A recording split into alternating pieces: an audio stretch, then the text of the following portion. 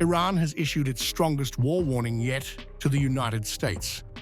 Ali Larijani says Tehran will no longer respond with an eye for an eye. If Iran is attacked, its response will not be limited, proportional, or defensive.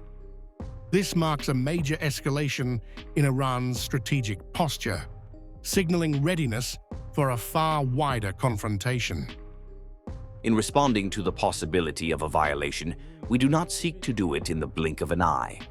We, in the course of our discussion about an immigrant force that is spreading corruption in the region, our discussion will change from a defensive form to an offensive and offensive form to the point where we think that we should target the presence of this force in the region. These are the two terms, the philosophy. Larijani's warning goes far beyond battlefield retaliation. He says Iran will strike American bases, logistics hubs, naval assets, and regional interests.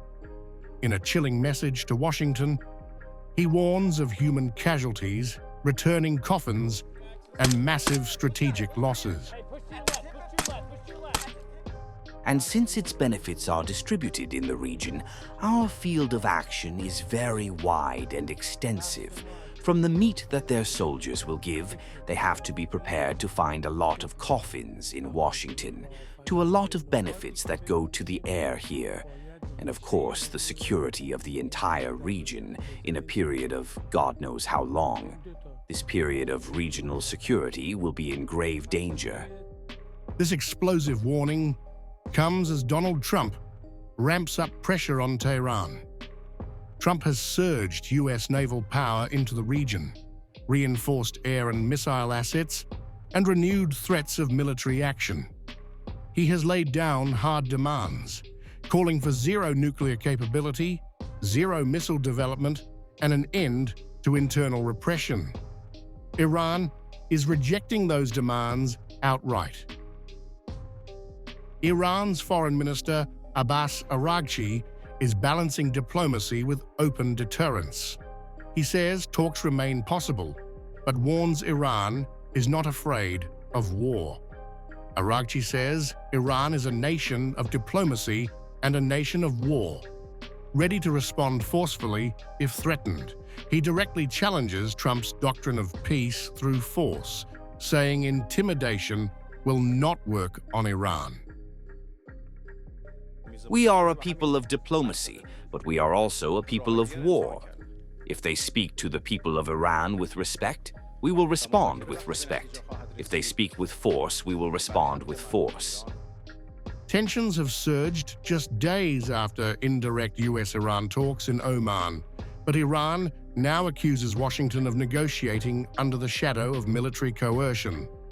Araghchi openly criticized the visit of a top US military commander aboard the USS Abraham Lincoln during talks. We do not accept the presence of a military figure in our negotiation process. Regardless of the purpose for which he came, he can pursue his goal. As far as we are concerned, there is no connection between him and the negotiations.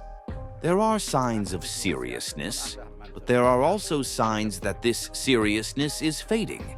The continuation of some sanctions and some movements in the military sphere create doubt about the level of seriousness and readiness of the other party for real negotiations.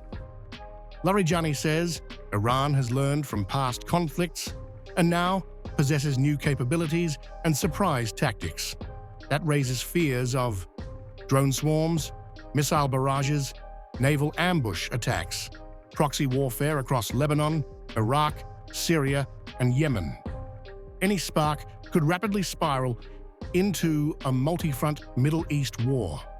With Trump escalating pressure and Iran discarding restraint, the space for diplomacy is shrinking fast. One strike, one miscalculation, one trigger event, and this confrontation could explode into the most dangerous regional conflict in decades.